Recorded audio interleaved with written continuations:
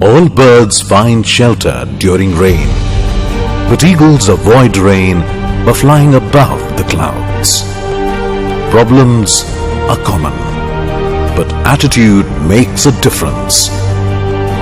ये बात कही है महान भारतीय वैज्ञानिक और हमारे भूतपूर्व राष्ट्रपति डॉक्टर एपीजे अब्दुल कलाम जी ने। उनके कहने का अर्थ यह है कि तूफानों से डरकर सारे पंछी जब अपने घोंसले में चले जाते हैं, तब बाज ही एक ऐसा पंछी होता है जो बादलों के ऊपर उड़ के अपनी उड़ान जारी रखता है। सबके जीवन में मुश्किलें आती हैं, लेकिन उन मुश्किलों को देखने का आपका नजरिया ही आपको जीवन में आगे ले जाता है। और बाज की तरह अलग नजरिया रखने वाले लोगों के लिए धरती मां के प्रति अपना कर्तव्य निभाने का ये सुनहरा मौका है। रिन्यूएबल ऑयल और गैस के क्षेत्र में आपका स्वागत है। यहां आपके पास $1 ट्रिलियन बायोफ्यूल इंडस्ट्री की सबसे उन्नत तीसरी और चौथी पीढ़ी के टेक्नोलॉजी के साथ उद्योजक बनने का एक सुनहरा मौका आया है। आइए सबसे पहले हम ये जान लेते हैं कि इस इंडस्ट्री की आवश्यकता क्यों है। ग्लोबल वार्मिंग या वैश्विक तापमान इस दुनिया की सबसे बड़ी समस्या है। ग्लोबल वार्मिंग इसका प्रमुख कारण है जीवाश्म ईंधन यानी फॉसिल फ्यूल। करोड़ों साल पहले इस धरती पर डायनासोर जैसे जीव रहा करते थे। तब इस धरती पर कहीं अंतरिक्ष से एक उल्का आकर टकराई और पूरी धरती पर भूकंप और सुनामी फैला दी। इस महाप्रलय की वजह से सारे प्राणी और वनस्पतियों का विनाश हो गया और वे सारे धरती में समा गए। धरती के अंदरूनी भाग के बढ़ते दबाव और तापमान की वजह से इन जीवाश्मों का रूपांतर हुआ क्रूड ऑयल और क्रूड गैस में। इन चीजों को धरती से ऑयल वेल के द्वारा निकाला जाता है। क्रूड ऑयल को प्रोसेस करके उससे पेट्रोल, डीजल, गैस जैसे कई चीजें बनाई जाती हैं। इन सारी चीजों का इस्तेमाल हम रोजमर्रा की गतिविधियों में करते हैं और इसके कारण ग्लोबल वार्मिंग की समस्या बढ़ती जा रही है। वैज्ञानिकों का कहना है कि अगर वैश्विक तापमान 2 डिग्री और बढ़ा तो हम ऐसे कालखंड में पहुंचेंगे जहां से वापस आना बिल्कुल ही नामुमकिन हो जाएगा और धीरे धीरे पूरे धरती का विनाश अटल रहेगा।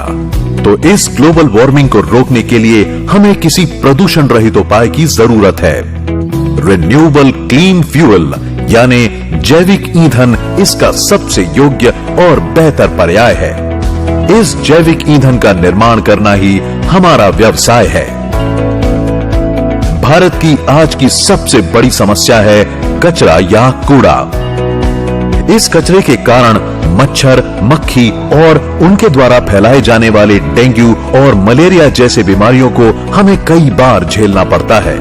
हमारे शहरों का कचरा जाता है डंपिंग ग्राउंड में। इस प्रक्रिया में हमारे देश के करोड़ों रुपए भी खर्च हो रहे हैं और साथ ही प्रदूषण और उनसे जुड़ी बीमारियां भी फैल रही हैं।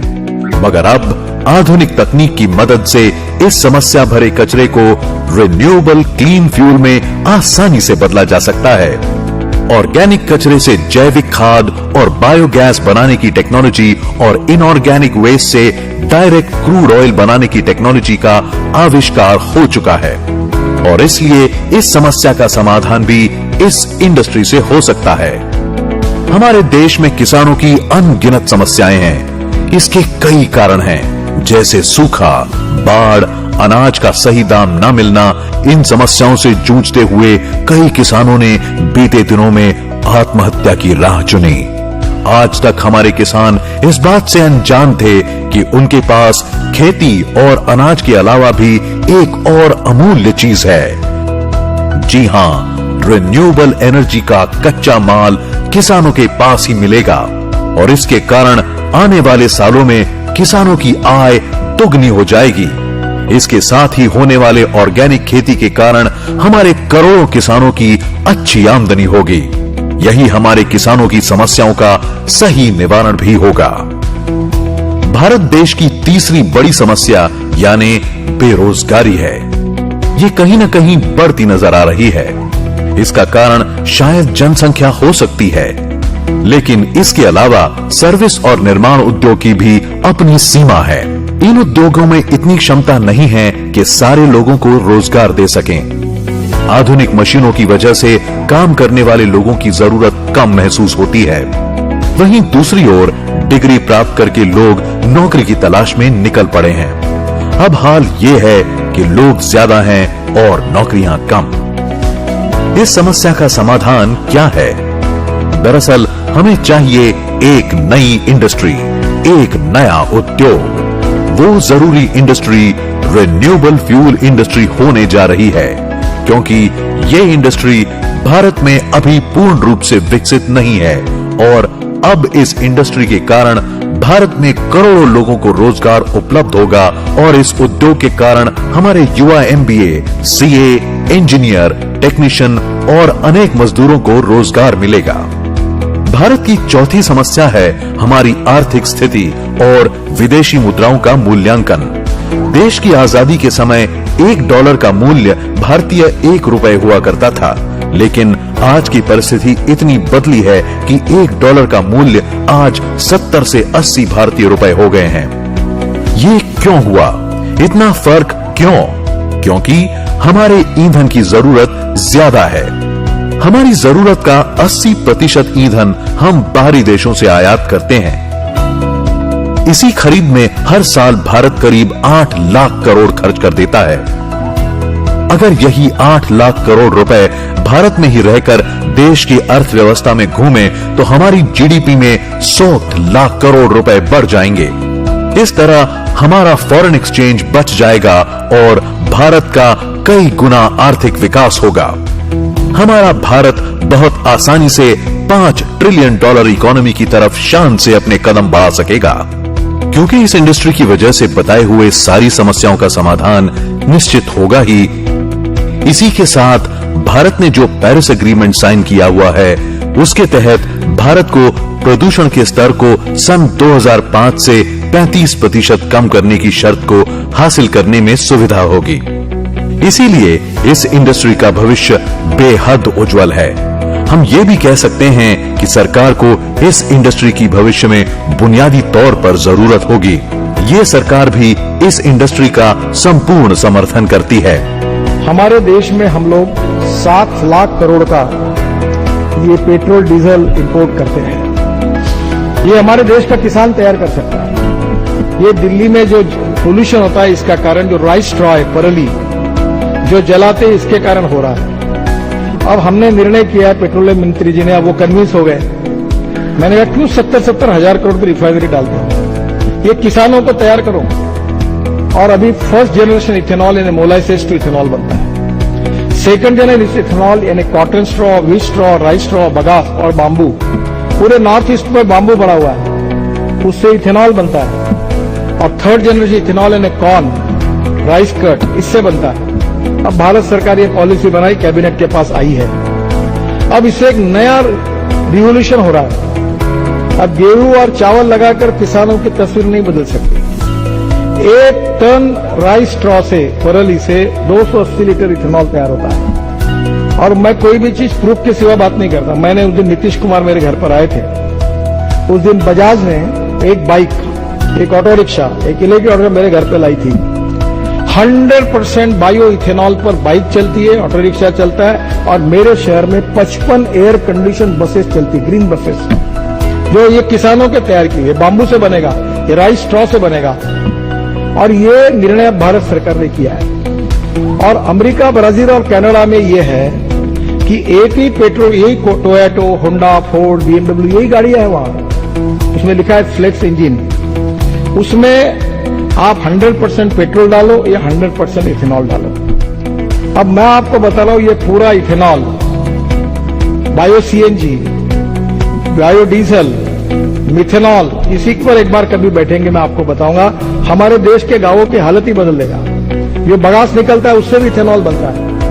अब इसके कारण पूरे कम से कम देश में 5 लाख करोड़ की इन्वेस्टमेंट आ सकती है और 50 लाख ग्रामीण क्षेत्र में युवाओं को रोजगार मिल सकता है। इंडस्ट्री को बढ़ावा देने और इसे मजबूत करने के लिए सरकार ने बायोफ्यूल पॉलिसी 2018 का निर्माण भी किया है। सरकार ये भी चाहती है कि इस देश का उन्नत किसान इस इंडस्ट्री से जुड़े और इसे आगे भी बढ़ाए। आप सभी का इस इंडस्ट्री में मैं Kartik Rawal, SSK Bharat management and media private limited और Meera clean fuels limited Mumbai की तरफ से हार्दिक स्वागत करता हूं।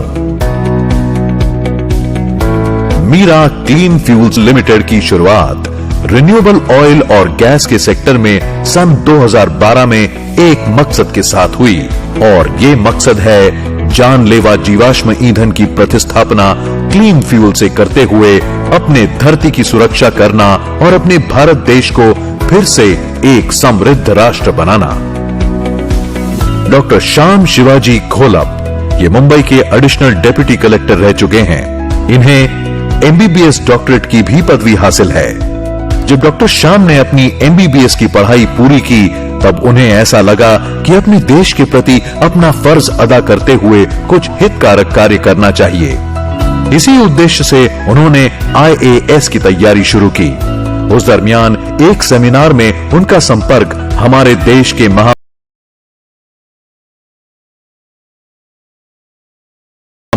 भूतपूर्व राष्ट्रपति डॉक्टर APJ अब्दुल कलाम और उनके वैज्ञानिकों से हुई। वहां उस समय रिन्यूएबल क्लीन फ्यूल के बारे में जो कुछ कहा गया उससे डॉक्टर श्याम को ऐसा लगा कि यही मेरे जीवन का लक्ष्य है। तब से लेकर आज तक अपने जीवन के लगभग 20 साल उन्होंने इसी विषय पर काम करने के लिए न्योछावर कर दिए। उन्हें बेहद अच्छे से ज्ञात है कि इस इंडस्ट्री को आगे कैसे बढ़ाया जा सकता है और उन्होंने इस कंपनी का नाम अपनी माताजी श्रीमती मीरा शिवाजी घोलप के नाम से मीरा क्लीन फ्यूल्स लिमिटेड रखा है। इस कंपनी के और 2 काबिल डायरेक्टर हैं, डॉक्टर लावेश जाधव जो कि MBBS डॉक्टर और डॉक्टर श्याम के बचपन के मित्र हैं। दूसरे डायरेक्टर हैं मिस प्राची ढोले जो कि केमिकल इंजीनियरिंग में गोल्ड मेडलिस्ट हैं। महाराष्ट्र में श्री विलासराव देशमुख जी के मुख्यमंत्री कार्यकाल में बायोफ्यूल नामक हमारे प्रोडक्ट की ट्रायल की गई थी। सीधे शब्दों में कहें तो हमारे वैज्ञानिकों द्वारा बनाई गई उम्दा टेक्नोलॉजी ही हमारी शक्ति है। डॉक्टर श्याम मध्यम वर्गीय परिवार से हैं।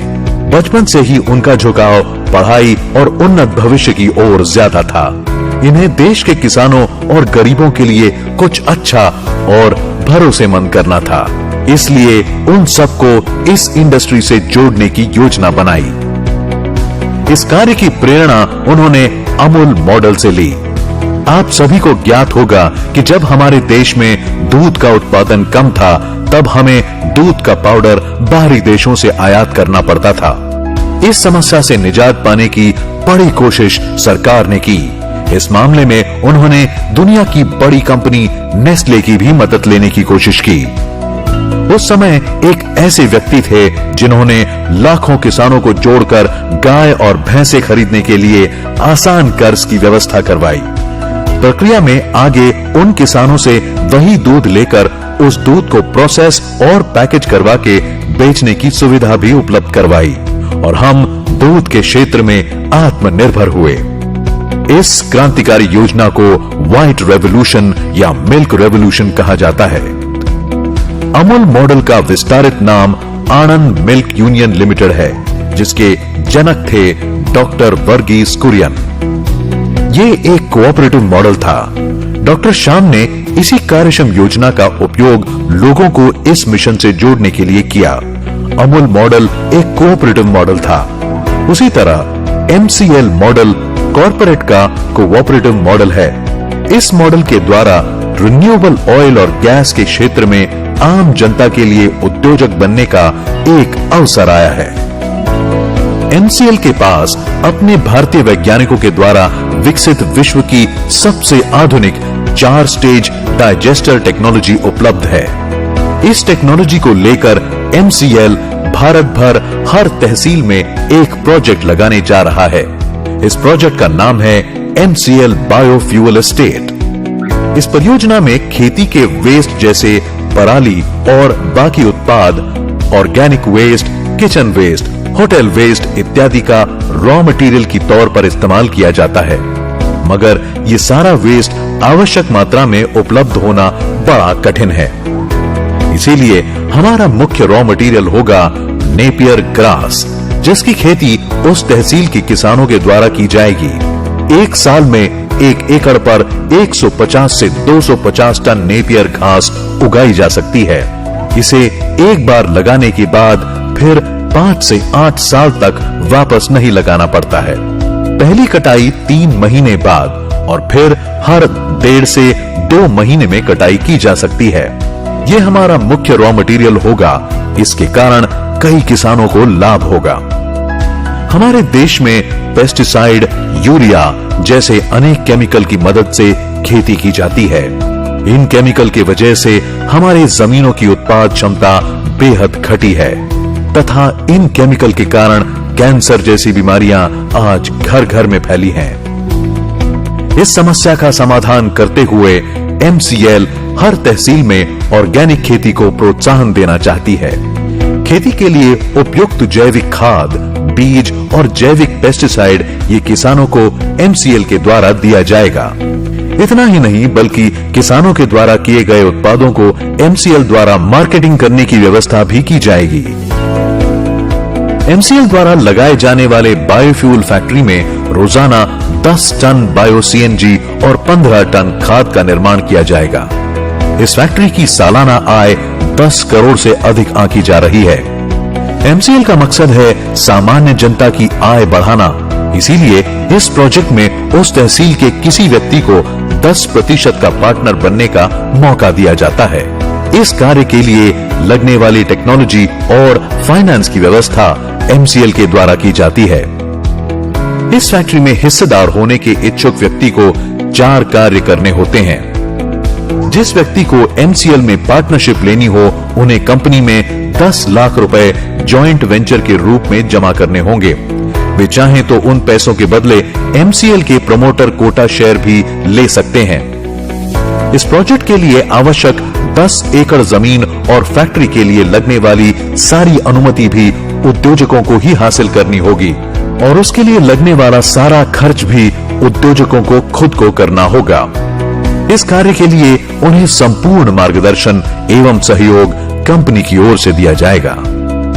क्योंकि कंपनी का मूल उद्देश्य हमारे किसानों का जीवन स्तर सुधारना है, इसलिए हमारे तालुका उद्योजक को इस तहसील में एक FPO यानी फार्मर प्रोड्यूसर ऑर्गेनाइजेशन, जिसे हम MPO मतलब MCL प्रोड्यूसर ऑर्गेनाइजेशन कहते हैं, ये स्थापित कर उसमें 10,000 किसानों को शामिल कर उन्हें सक्रिय करना होगा।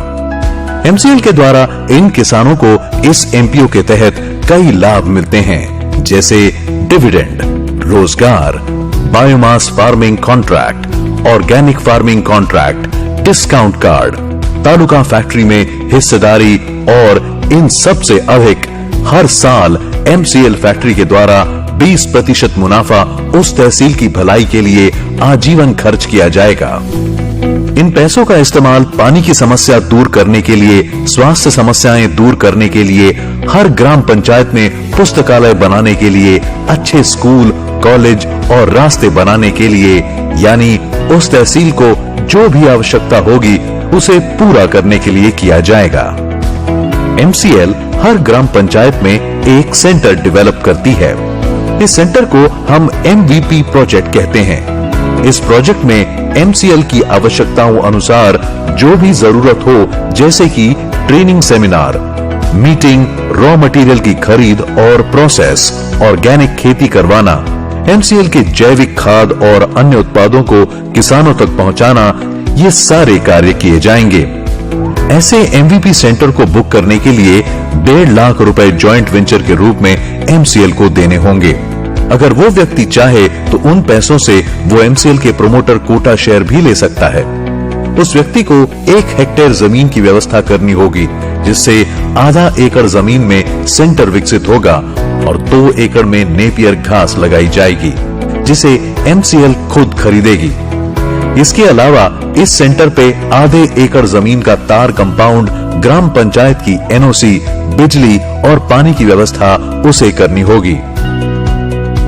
और जो व्यक्ति ये सारा कार्य करेगा वो व्यक्ति एमसीएल की उस तहसील सेंटर का पार्टनर बनेगा। उस व्यक्ति को एक अच्छी आय और सुखी भविष्य प्राप्त होगा। सही मायनों में ये 2 साल की मेहनत और 2 पीढ़ियों का सुनहरा भविष्य हो सकता है। और अगर कोई सेल्फ हेल्प ग्रुप या एमवीपी प्रोजेक्ट लेना चाहे तो ऐसे एसएचजी को यहाँ प्रोजेक्ट फ्री में देने की व्यवस्था भी है। और ऐसे एमवीपी प्रोजेक्ट वालों को उस ग्राम पंचायत के 200 से 300 किसानों को हमारे एमपीओ से जोड़ने का कार्य करना होगा। पूरे भारत में 5,500 तहसील में ये प्रोजेक्ट किया जा सकता है, जिसमें 500 तहसील ने ये प्रोजेक्ट पहले ही बुक कर लिया है। एमसीएल की पॉलिसी के अनुसार एक तहसील में से किसी एक व्यक्ति को ही चुना जा सकता है। अगर आप इससे जुड़ना चाहें और आप अपने तहसील में ये प्रोजेक्ट करना चाहें तो तुरंत हमसे संपर्क करें। तो दोस्तों, आइए हम सब मिलकर हमारी तहसील को एक स्वयं पूर्ण राज्य बनाते हैं। तहसील के माध्यम से जिला, जिला के माध्यम से राज्य और राज्य के माध्यम से हमारे भारतवर्ष का पुनर्निर्माण करते हैं। तो देर किस बात की, आइए अपने भारत देश को फिर से स्वच्छ भारत, आत्मनिर्भर भारत और सुजलाम सुफलाम भारत बनाते हैं।